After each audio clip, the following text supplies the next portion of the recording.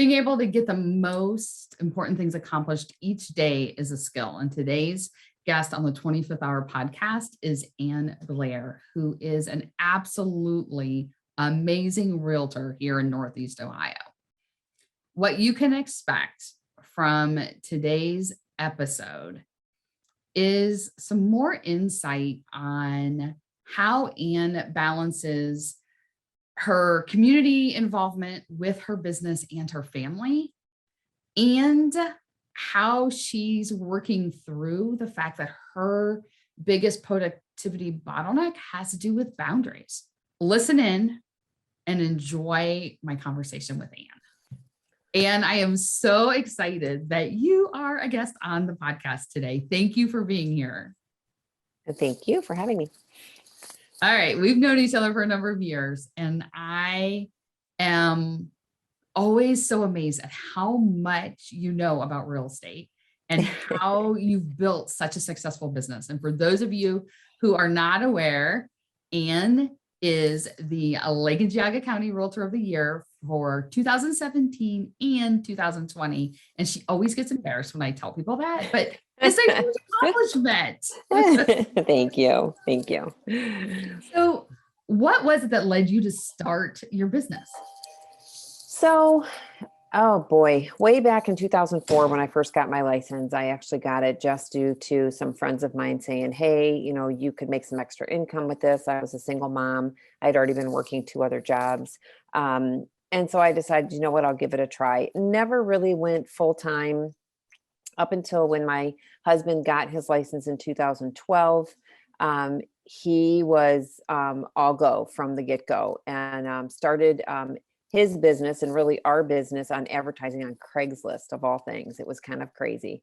And yeah, we really took off. I was able to quit one job in 2013. I reluctantly quit the other job just because it was my heart job, being the parent mentor of families of children with disabilities here in the county, January 1st of 2016. And honestly, since then, our business has just grown so much, and it's been very exciting. So we did open our own brokerage in 2019, Remax Rising, and we currently last year bought our own building, which is near and dear to my heart. It's the old Burton Post Office, which was so cool to be able to redo and have that little bit of history here. And then yeah, we have just been booming. We now have 6 agents with us. And I'm excited. I'm still practicing real estate as well as being the broker of the office. And obviously you know me, I'm very involved in our community, and as well as real estate on the local level, state level.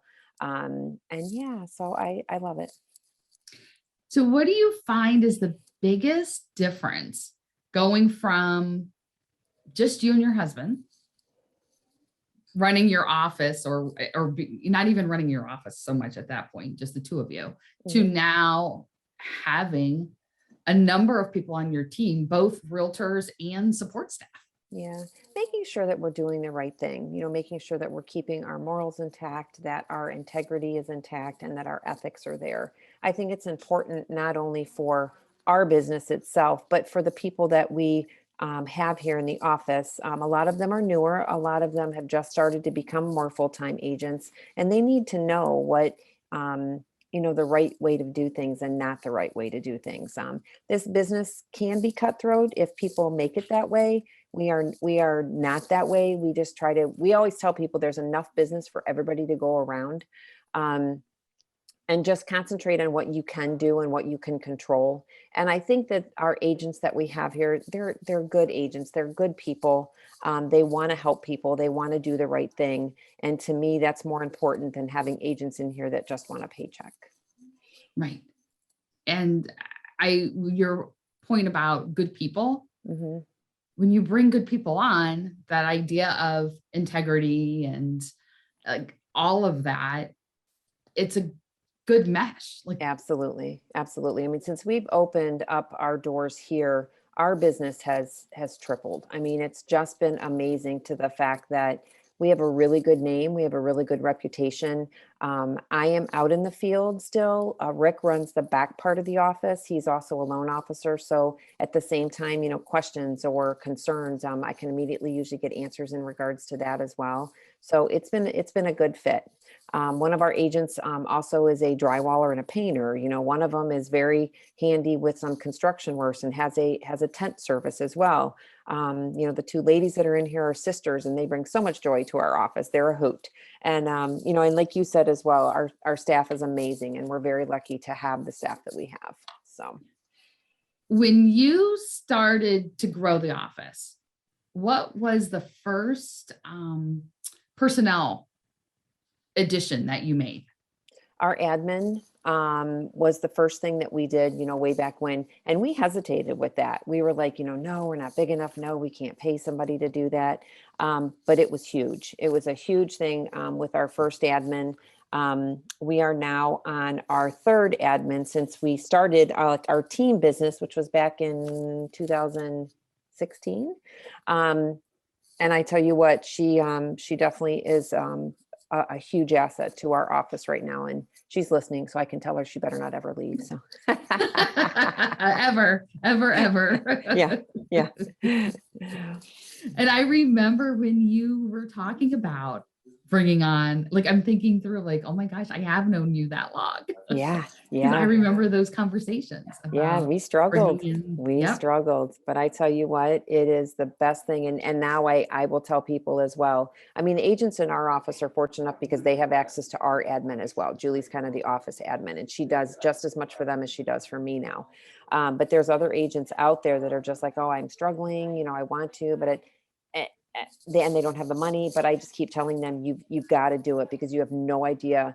One, it's going to free up more time for you to do more business, to have that extra money, but at the same time, be able to really have your business grow. So. Right. And so you also are super involved in the community and on boards and so much stuff. Mm-hmm. Why? I've always been a social person. I will say that I like it. I like, I guess, the fact that, for example, we do, we put together a run for the Country Hearth Christmas here for the Burton Chamber the Saturday after Thanksgiving. And just knowing, like, when those 150, 200 people we had last year come out and are thankful that we do this for the community, and it's getting them out and about and bringing business back into our community. It just makes me feel so good. We did the Easter egg hunt last year, the drive-through Easter egg hunt, because of COVID, and the smiles on those kids' faces was worth every little struggle. And it was cold that day that we had to put up with. I like giving back. I think I've been very lucky and very blessed that, there was at one point that I wasn't sure how I was going to food on the table for my kids. And now we're very blessed to be able to have a business that's growing and that is thriving, and we're able to give back to the community that has just given to me all of my life. I was born here, I was raised here, and I love it. I love Burton, and I love being able to give back to our community and the organization, that has helped me grow. Lake and Jog Association of Realtors, as well as Ohio Realtors, that I'm very involved in. It's important. It's important as us as realtors and us as brokers to know what's going on, and to be able to let the community of homeowners know that, hey, we're here for you. We're here to protect your homeowner rights, and making sure that things that we know what's going on. There's a lot of agents that do not. And the biggest thing is I try to tell them is, guys, you might not have the time, but you need to make the time to get involved with this, because your business depends on it. And we have to depend on a lot of our legislators to be able to pass things that are going to have real estate moving. If we wouldn't have had the legislation pushed through for last year for realtors to be, essential, we wouldn't have had the year that we had. And we probably had the best year during the COVID year. So it's pretty important for everybody to stay involved that way as well. How do you balance it all? Well, it depends on who you ask. If you ask me, or if you ask my husband. I'm not going to lie. I struggle sometimes. You just have to put those priorities first. I'm over Zoom. So anything that actually comes first in person, I will jump on over a Zoom. But I just work it out. I can never lose my calendar. My calendar is my lifeline. Everything is on there, and I'm trying to get Rick to use it more to make sure he gets everything on there, so we're on the same page. But I've just learned that, and actually I learned that a lot through you from coaching a few years back, that you really do. You need to keep it all in sync. I struggled for a long time going to bed, not realizing what I still had. And I would wake up in the middle of the night and, I've learned that I put a notebook by my bed and I write down everything that needs to be done. Or I'll be texting Rick, or I'll be putting it on my calendar. For this morning, I had like 7 deals I had to check on, and I wanted to check on it first thing to make sure everything was in play. So it's kind of just making sure, you do that.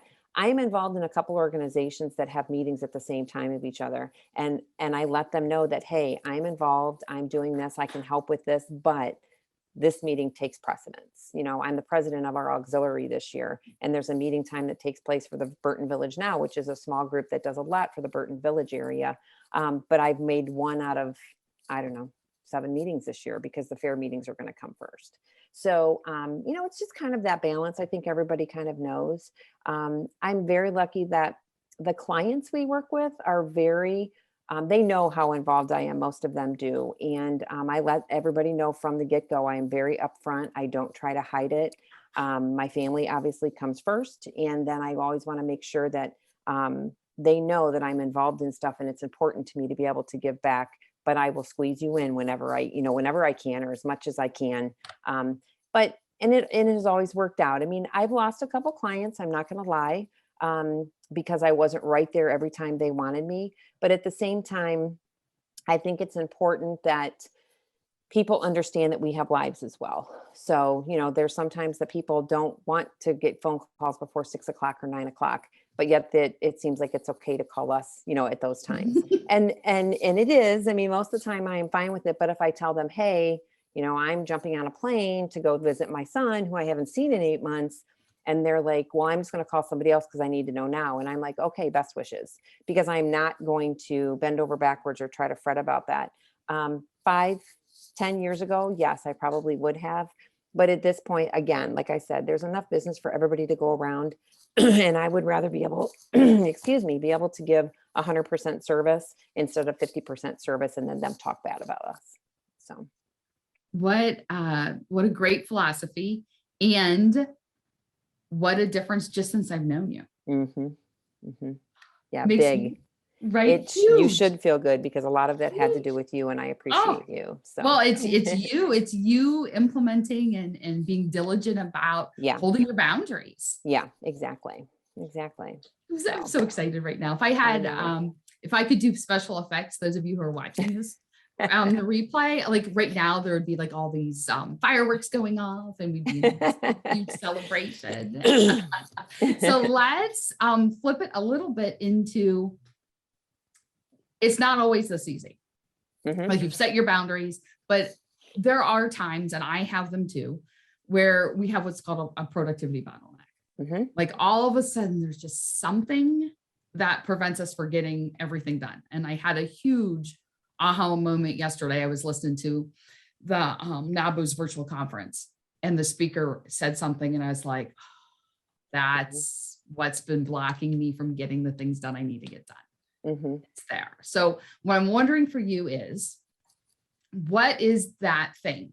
And what's a thing that can trip you up, that can keep you from getting everything done you want to get done in a day? So I think a lot of it is, I still have a small tendency to take a lot of stuff personally. So I never like when people talk bad about me, my family, our business, our agents. 2 weeks ago, I was at a conference for 4 days. And then the day I got home, Rick left. At the same time, our admin was out. Unfortunately, she had a really bad eye issue. And then she had a death in the family. And at that time, we had 12 closings in this office, and 10 of them were mine.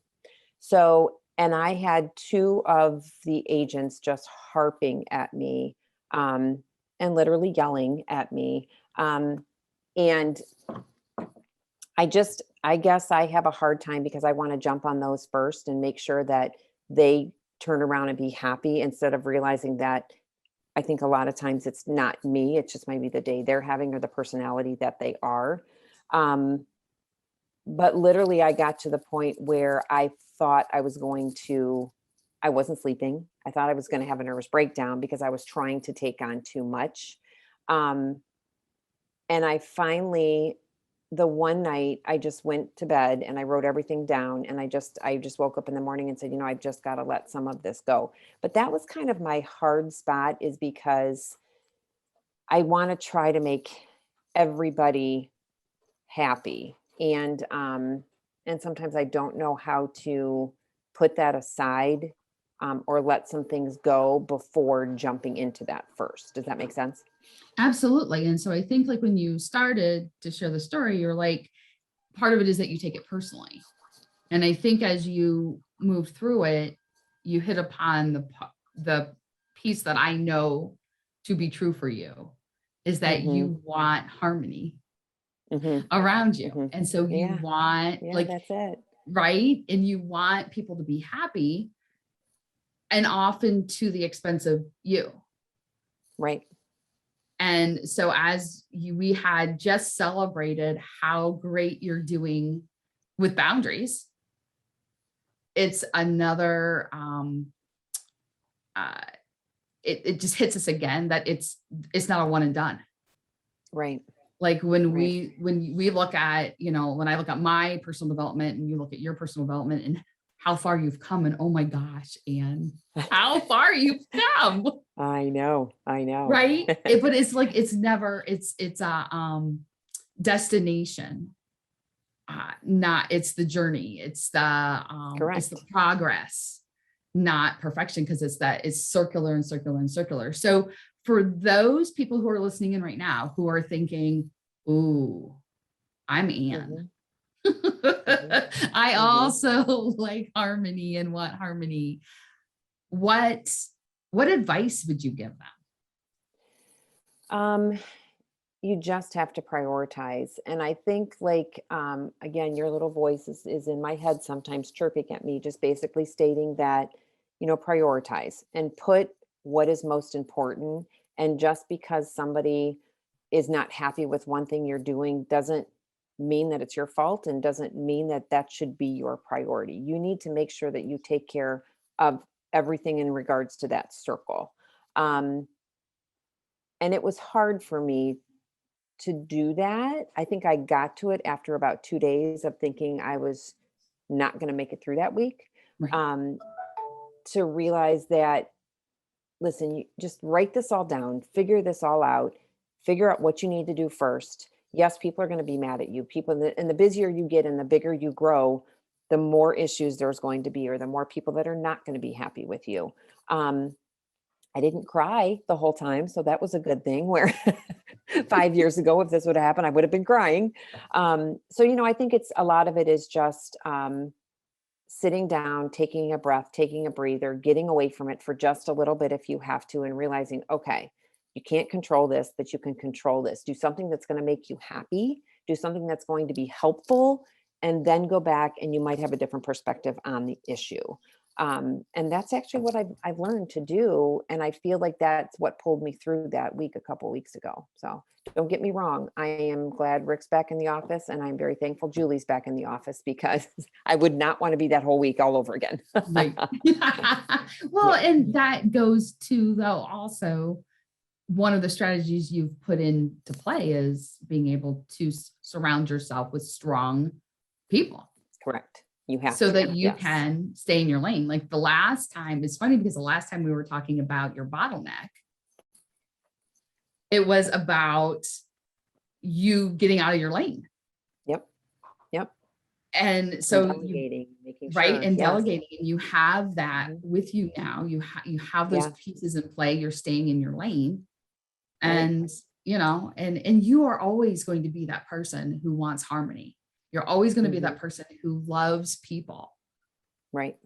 And it's once again that balance of making sure that that doesn't push you really Right. far. Over the edge. I know. Right? I Like know. so bad. I'm reminded Yeah. of my nephews when they were little. They asked my dad, their grandfather, they said, "Have we done it yet?" And my grandfather's like, "Done what?" They're like, "Pushed you over the edge." So anytime I I love hear it. that, anytime I hear Yeah. that, I think of that situation. And Yeah. it's that. But it's true, because if you let it, it will. If you let certain things, it will. And I just, like you said, I before, and the one thing that I learned, well, one of the many things I learned from you is I just got to write everything down and just take it one step at a time. Mhm. And again, especially as your business grows, to everybody, you're going to get more busy. You're going to have more tasks. You're going to have a lot more issues. You're going to have a lot more good things. And you just have to Right. concentrate on those good things and what's going to bring you back to pull you through the bad ones. So speaking of good things, because as we went down this dark path for a moment, coming back out of it and speaking of good things, how do you like to spend that 25th hour? So like when things are running great and you're like, I have extra time, extra in quotes, like I've created time. What do you like to do in that time? So, I mean, in that time, well, I guess a couple different things. So I don't get to talk to my son very much. That's in Austin. I mean, his schedule is a little crazy. He'll be my first thing that I usually call when I have that extra time, just to check in, even if it's just a text, whatever. Um, but Rick and I love to camp. We love to go out to our camper. We every summer we can be there from April till October. Try to get there every weekend. I may not be, I'm on my computer a lot. I'm working on the weekends, but it gets me out. It gets me where I can sit and relax. This past weekend was amazing. Our camper was closed up, but it was the first time that I didn't go anywhere this weekend. I was home. I cleaned. I cooked. I baked. And it was amazing for me. So I think it's just taking time for me on that 25th hour, I guess. And I've learned to do that. I've learned to kind of realize that, what, if I don't take care of myself, nobody is. So it's just kind of doing what I want to do and making sure that it's, something that I'm not, what do I want to say, forced to do or don't want to do.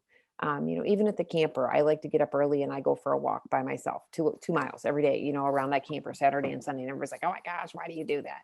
But it clears my head. It just, and again, still working out every morning. I've made that time for myself where it clears my head and it gives me focus for the day and it makes me feel good about myself. So, Right.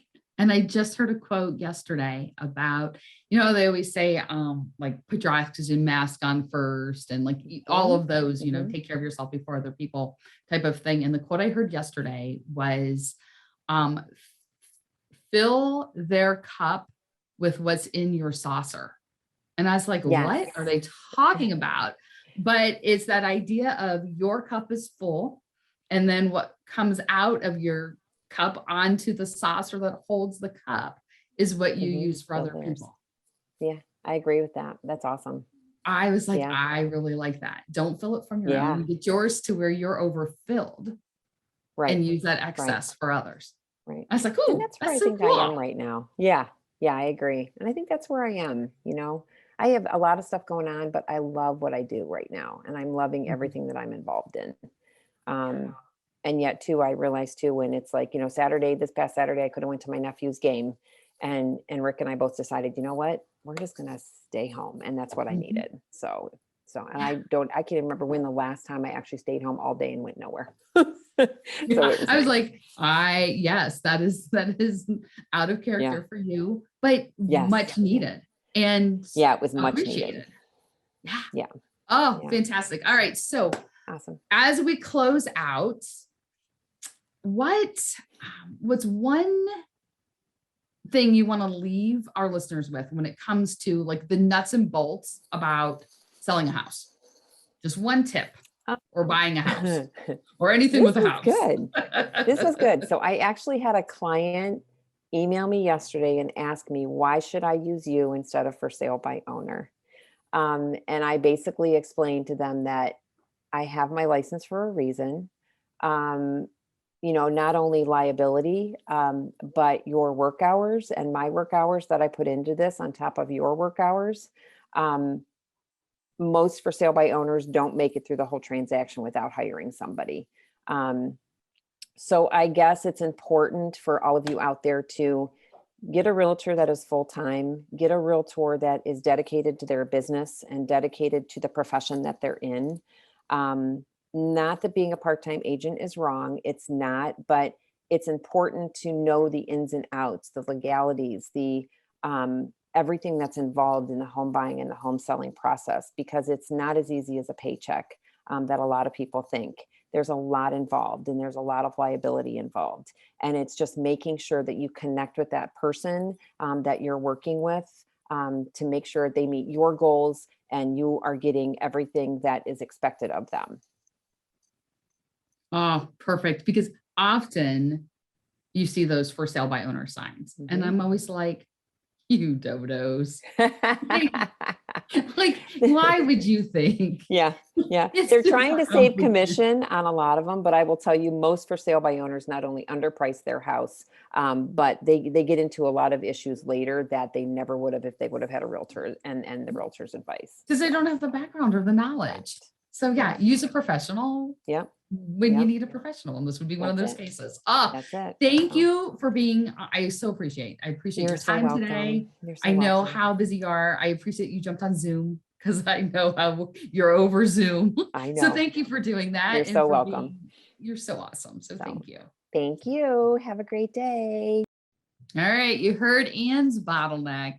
Are you wondering what your bottleneck is? Take our productivity bottleneck quiz to find out what's holding you back from accomplishing everything you want every day. Just go to impactivestrategies.com/free-gift.